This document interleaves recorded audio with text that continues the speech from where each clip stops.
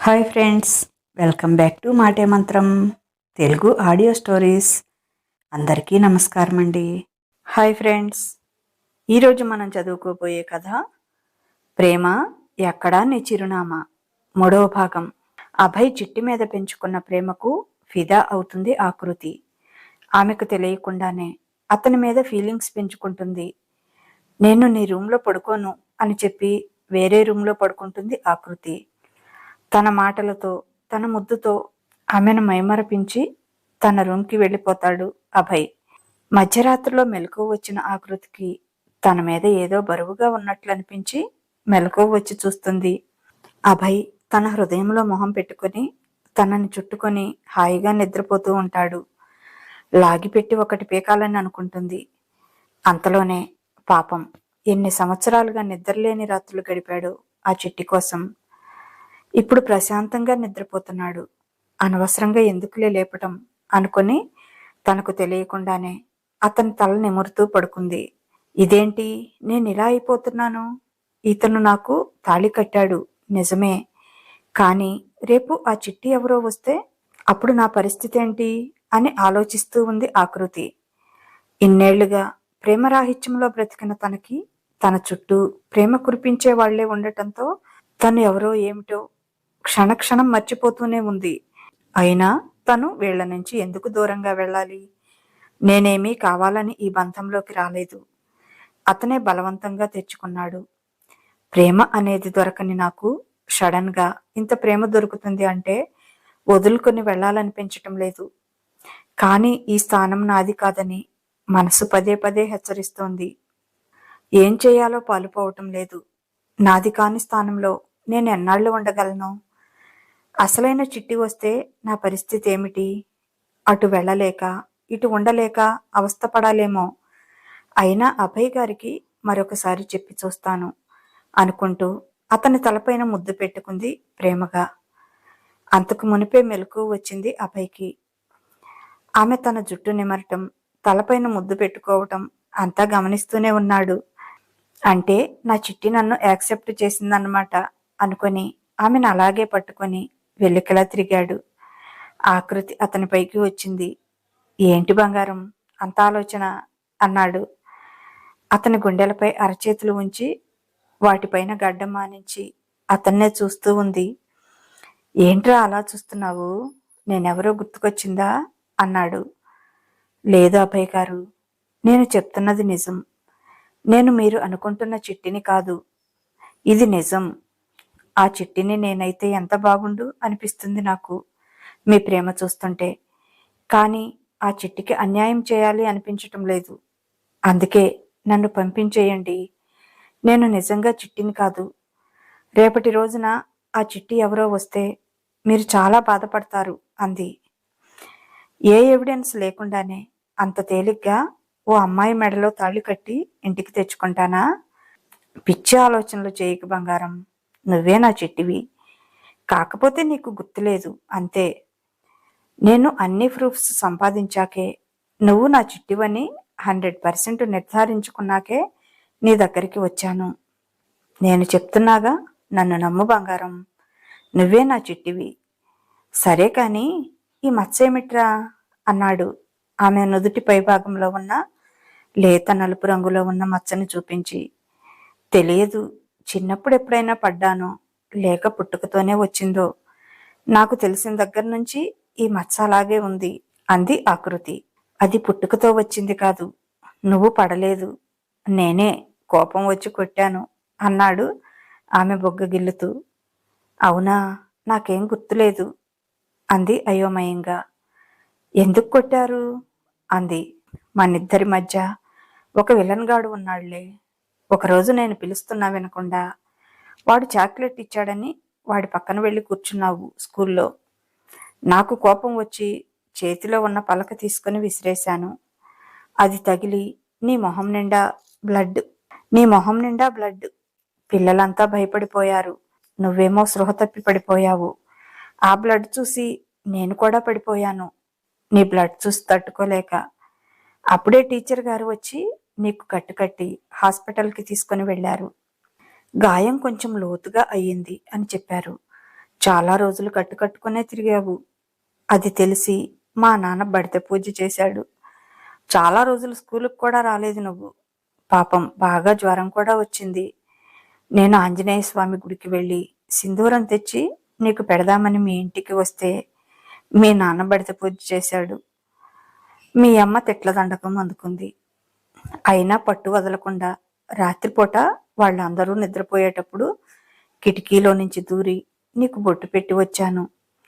అదేం విచిత్రమో, తెల్లారేటప్పటికీ నీ జ్వరం తగ్గిపోయింది. ఆ రోజు నుంచి నిన్ను ఇంకెప్పుడూ కొట్టనని ప్రామిస్ చేశాను. మళ్ళీ మనం ఫ్రెండ్స్ అయ్యాము, మీ అమ్మకి నాన్నకి ఇష్టం లేకపోయినా కూడా.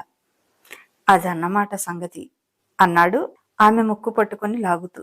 ఊహు, నాకేమీ గుర్తులేదు అంది. నాకన్నీ గుర్తున్నాయిరా బంగారం. నీతో గడిపిన ప్రతి క్షణం నాకు గుర్తుంది. నాకు 6 ఏళ్ళు, నీకు 3 ఏళ్ళు. మనం విడిపోయినప్పుడు బొమ్మల పెళ్లిలో తాళి కూడా కట్టేశాను నీకు. మన విలన్ గాడిని తన్ని మరీ అన్నాడు ఆమె బొగ్గ పట్టుకొని లాగుతూ. నిజంగానా? నాకేదో ఫిక్షన్ మూవీ చూస్తున్నట్లు ఉంది మీరు చెప్తుంటే.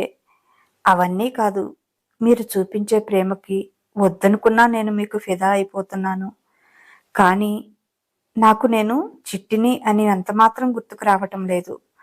ఒకవేళ ఎప్పుడైనా మీ చిట్టి వస్తే ఏం చేస్తారు? నన్ను వదిలేస్తారా? అలా చేస్తే నేను అస్సలు తట్టుకోలేను అంది దిగులు నిండిన కళ్ళతో అభయ్ని చూస్తూ. ఓసై పిచ్చిమొద్దు, నువ్వే నా చిట్టివే, ఇంకొక చిట్టి ఎక్కడి నుంచి వస్తుందే? సరే, నీ తృప్తి కోసం చెప్తున్నాను. ఒకవేళ చిట్టి అని ఇంకెవరైనా వచ్చినా నువ్వే నా భార్యవి. లైఫ్ లాంగ్ నువ్వు నాతోనే కలిసి ఉంటావు. చావు మాత్రమే మనిద్దరిని విడదీస్తుంది. ప్రామిస్గా ఈ మాట నా చిట్టి మీద ఒట్టేసి చెప్తున్నాను. చాలా నమ్మకం కుదిరిందా? ఇంకేమైనా చెప్పాలా అన్నాడు. ఇది చాలు అంటూ మనసారా నవ్వింది. ఆ నవ్వు చూసి అతని గుండెలై తప్పింది. నిన్నిలా సంతోషంగా చూడటం కోసమేరా నేను బ్రతుకుతుంది. నువ్వు చాలా బాధలు పడుతున్నావు. అదంతా నాకు తెలుసు. ఇక నుంచి ఎలాంటి బాధ, కష్టం నీ దరిదాపుల్లోకి రావటానికి కూడా భయపడుతుంది. నీ చుట్టూ కోటగోడలా ఈ అభయగాడు ఉంటాడు అని ఆమెను పైకి లాక్కొని ఆమె నుదుటిపై ముద్దు పెట్టాడు. ఆమె నీలి కళ్ళపై తన పెదవులద్దుతూ, ఈ నీలి కళ్ళు చెబుతాయి నువ్వెవరో, నువ్వు చెప్పనవసరం లేదు అన్నాడు. నీకంత నచ్చాయా? అందరూ ఎగతాళి చేస్తారు. నీ కళ్ళేంటి అలా ఉంటాయి, మా అందరిలా కాకుండా డిఫరెంట్గా ఉంటాయి అని అంది ఆకృతి. అందరికంటే డిఫరెంట్గా ఉంటే అందరిలోకి స్పెషల్ పర్సన్ అని అర్థం. నిన్ను ఎగతాళి చేసిన తెలివి తక్కువ వాళ్ళకి ఆ విషయం తెలీదు అన్నాడు. ఎవరికి ఎలా ఉన్నా నువ్వు నాకు స్పెషల్ పర్సన్. నువ్వు నా ప్రాణం, నా ధ్యానం, నా ఊపిరి, నా సర్వస్వం నువ్వేరా బంగారం అన్నాడు. నువ్వు ఒప్పుకున్నావు. నా మనసు గాలిలో తేలిపోతున్నట్టుంది. సెలబ్రేట్ చేసుకుందామా బేబీ అని మత్తుగా అంటూ ఆమెను బెడ్ మీదకి దొర్లించి ఆమె పైకి చేరిపోయాడు. ఆమె పెదవులు అందుకున్నాడు. డీప్గా కిస్ చేస్తూ తన ప్రేమనంతా ఆ ముద్దులోనే చూపెడుతున్నాడు.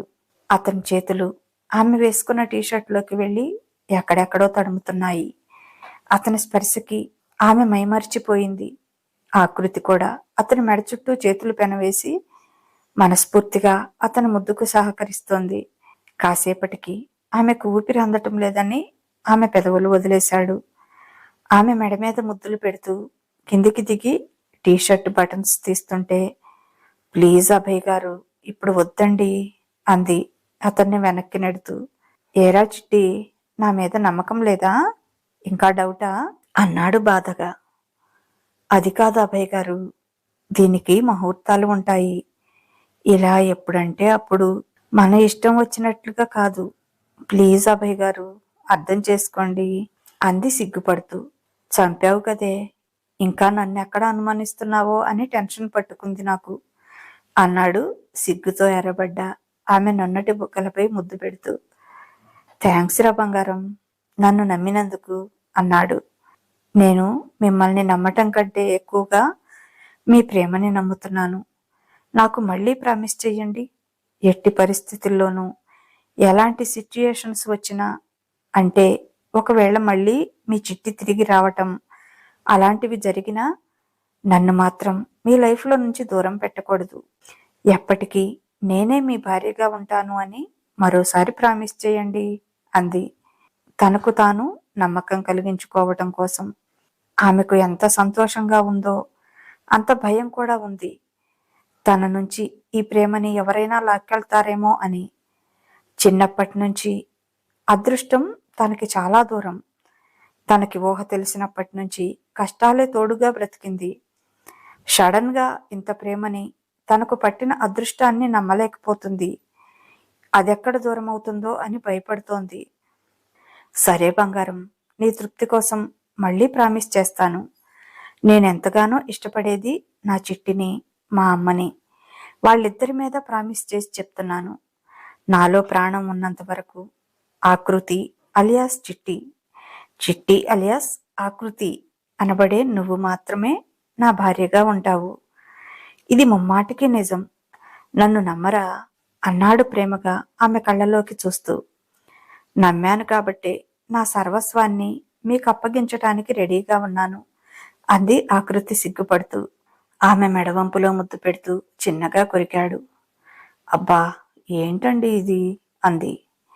అసలు ఎలాగూ క్యాన్సిల్ చేసావు కదా, కొసరైనా తీసుకొనివే అంటూ ఆమె మెడ చుట్టూ ముద్దులు పెడుతున్నాడు. ఇక చాలే లేవండి, చాలా టైం అయింది. నేను ఫ్రెష్ అయి కిందికి వెళ్తాను అంది. తమరక్కడ చేసేదేమీ లేదు. కాసేపు ఇలా నన్ను హక్ చేసుకుని బొజ్జోవే. నువ్వు నన్ను చూసుకో చాలు. ఇన్ని సంవత్సరాల నుంచి మన మధ్య ఉన్న దూరాన్ని, దూరమైన ప్రేమని దోసిళ్లతో పట్టి తాగాలనిపిస్తుంది నాకు. నాకు నిన్ను వదలాలనిపించటం లేదు అసలు అన్నాడు చంటి పిల్లాడిలా ఆమెను చుట్టేస్తూ. అతని ప్రేమ ఆమెకు అర్థమవుతుంది. కానీ ఏదో ఇబ్బందిగా అనిపిస్తుంది. అదేంటో ఆమెకే తెలియటం లేదు. తను చిట్టిని కాదు అన్న ఊహ అయి ఉంటుంది అది. ఎందుకురా అంత ఇబ్బంది పడుతున్నావు? నేను ఇలా దగ్గరగా ఉండటం నీకు నచ్చటం లేదా అన్నాడు బాధగా. అయ్యో అది కాదండి, అయ్యో అది కాదండి, మీరు నేనే చిట్టిని అంటున్నారు. కానీ నాకు మాత్రం గుర్తు రావటం లేదు. ఈ ప్రేమ అంతా చిట్టికి సొంతం కదా. ఆమె ప్రేమని నేను దోచేస్తున్నానేమో, నాకు కొంచెం గిల్టీగా ఉంది అంది ఆకృతి. సరే, అదే నిజమని అనుకుందాం. నువ్వు చిట్టి కాకపోయినా నేను తాళి కట్టిన భార్యవి. భార్యాభర్తలుగా నీ మీద నాకు, నా మీద నీకు అన్ని రకాల హక్కులు ఉంటాయి. అందుకని నువ్వు ఈ గిల్టీనెస్లు అవి పెట్టుకోకు. నువ్వు చిట్టివి కాకపోయినా నా భార్యగా ఇలా ఉంటే తప్పులేదుగా అన్నాడు. లేదు అంది. అయితే ఇంక హ్యాపీగా ఫ్రీగా ఉండవే. ఇలా ఉమ్మనుండకు. నువ్వు నవ్వుతూ ఉంటే నాకు కొండంత ధైర్యం వస్తుంది. నువ్వెప్పుడూ నా కళ్ళ ముందు నవ్వుతూ ఉండాలి ఇక నుంచి. ఎప్పుడూ నువ్వు బాధపడుతూ ఉండటం నేను చూడకూడదు, ఓకేనా అన్నాడు.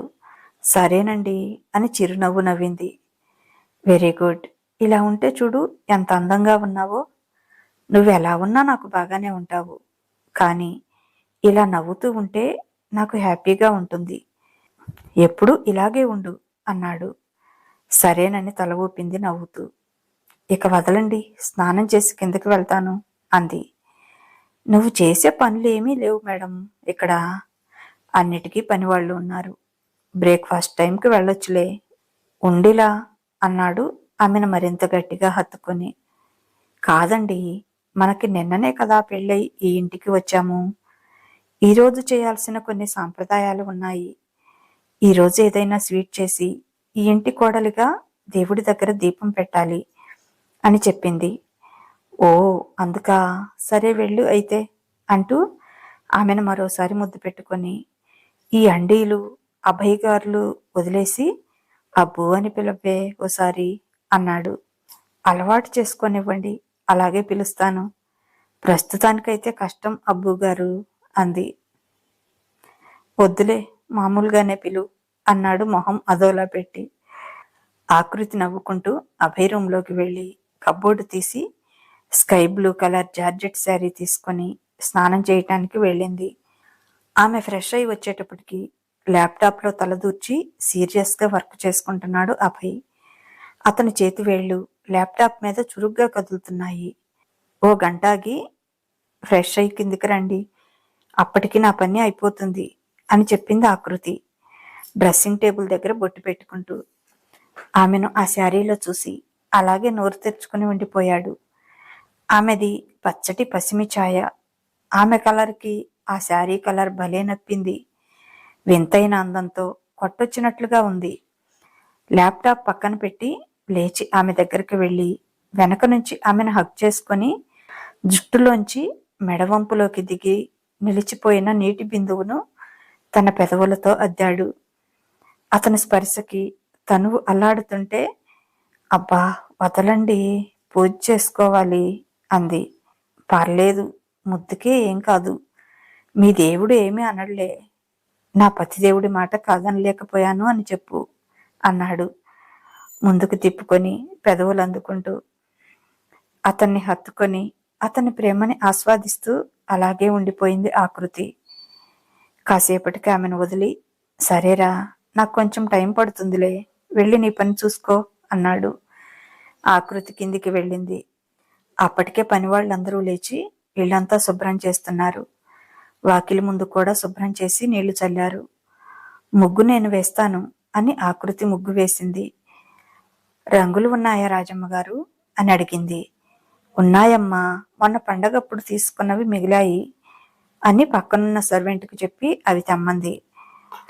ముగ్గులో రంగులు వేసి తృప్తిగా చూసుకొని లోపలికి వచ్చింది ఆకృతి. నీళ్లు కారుతున్న జుట్టుని కింద చిన్న ముడివేసి అలా వదిలేసింది. ఆ చీరలో ఆమెను అలా చూస్తుంటే ముచ్చటగా అనిపించింది రాజమ్మకి. పెదబాబు గారు మంచి అమ్మాయిని భార్యగా తెచ్చుకున్నారు అనుకుంది. వంటగది శుభ్రం చేయటం అయిపోయిందా రాజమ్మ గారు అంది. అయిపోయిందమ్మా, ఏం చెయ్యాలి? నేను చేస్తాను చెప్పండి అంది. ఏమీ లేదులేండి, కొంచెం నా వెంట వచ్చి ఏవి ఎక్కడ ఉన్నాయో చూపించండి చాలు అంది.